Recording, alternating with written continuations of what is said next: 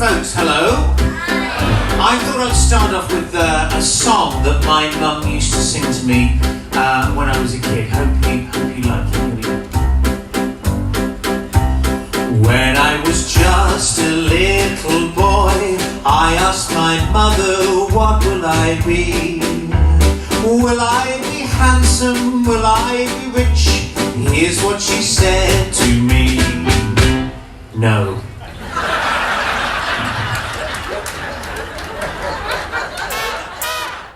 How did I start playing instruments, and where did I grow up and all those kind of things? Well, anyway, I was born at a very early age, and when I was young, I did feel like a male trapped in a female body, and then I was born, and it was fine.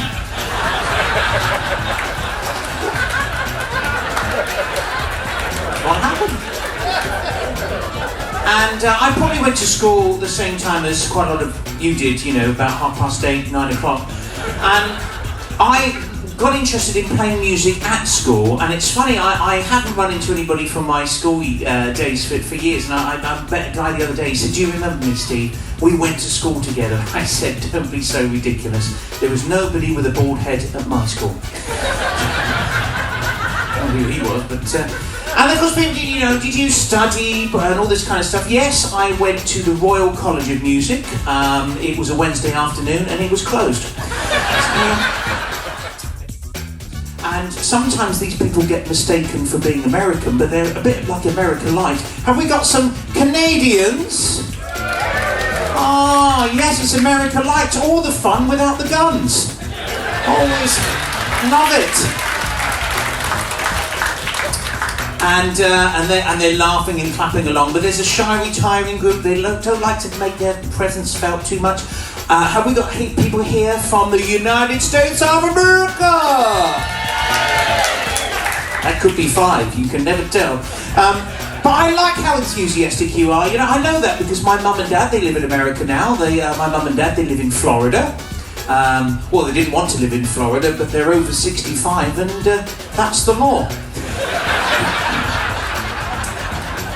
Well, my brother, he lives on the other side. He lives in LA because he wanted to improve his Spanish. And it's coming on a treat. But I like the fact that in America you've made up some of your own words. So people would say to be English, British, that you have to use extra long words to sound British. But I think some of the American words that you use instead of ours are kind of even longer. Like we would just say drink, and you go beverage. We say lift, and you go elevator. And we'd say eternity, and you'd say presidential election campaign. So,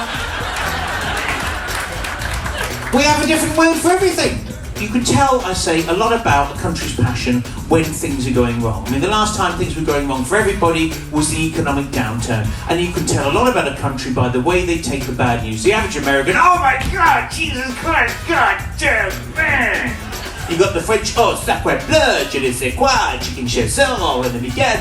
You got the Germans, no, the foot from the too technique. You got the Japanese,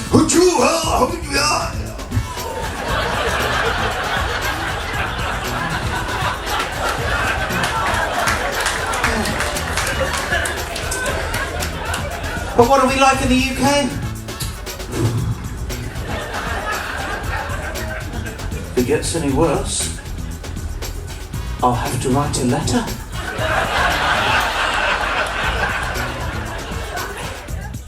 Flight, you know, I'm always worried about the weight of the cases. There's the check-in lady. Last time I had a long-haul flight, we've got the case and checking in. I'm away.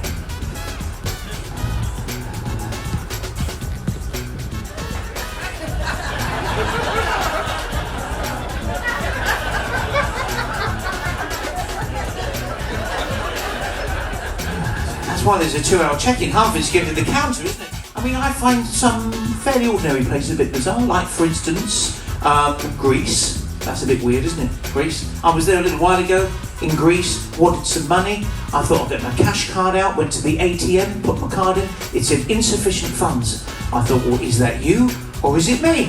You don't really know, do you? In Greece. I mean, what's the definition of a Greek salad? Paid for by a German. There you go. It's really weird. And you know, the thing is, you want to blend in when you travel, don't you? When in Rome, that's what they say. When in Rome, do what the Romans do, yes? Well, I've been to Rome, and apparently that's stealing ladies' handbags. There you go. Who knew? And then people say you go somewhere at the other end of the world, oh, you've got to be careful, it's dangerous. There's dangerous places everywhere you go. I mean, did you know that in Europe, the pickpocket capital of Europe is Barcelona? Yes, Barcelona is the pickpocket capital of Europe. I know that. I was there. I went to put my hand in my pocket. Somebody else's was already in there. Yeah, true. And you know what? This is a fact that most of the pickpockets, so they're above, suspicion, are actually women. Did you know that? The women are the pickpockets. And I think to myself, well, for me, that's not so bad. It offers, some compensation, because when I go out shopping, I put my money down the front of my trousers. And that way, if I get robbed, everyone's a winner. I mean, I change it into small change. I mean, make her work for it, of course, Change on the left-hand side and missed a bit. I mean, last time I was in Turkey, I got these shoes. Do you like them? They're nice, aren't they? Yeah, I found them outside a mosque, actually. Try them on till they fit. And then, really, eating a meal economy, you need to not have any arms at all, to be honest. You need the tiny little ones from a Tyrannosaurus Rex like that, because you can't have any elbows when you're eating that. You've got hands like that. Or you should just put your face in.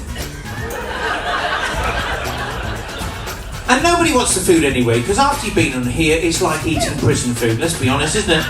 So I just get on there and I think I just want to go to sleep. So I have the little mini drinks. We love the mini drinks. And I have a couple of sleeping tablets and a couple of Viagra. Great.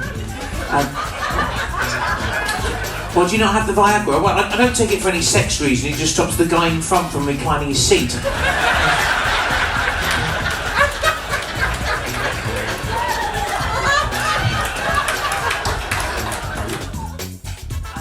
And, people speak to you through dance with their feet. A singer can talk to you through song with their voice. Well, ladies and gentlemen, I'd like to talk to you through this. My trumpet again.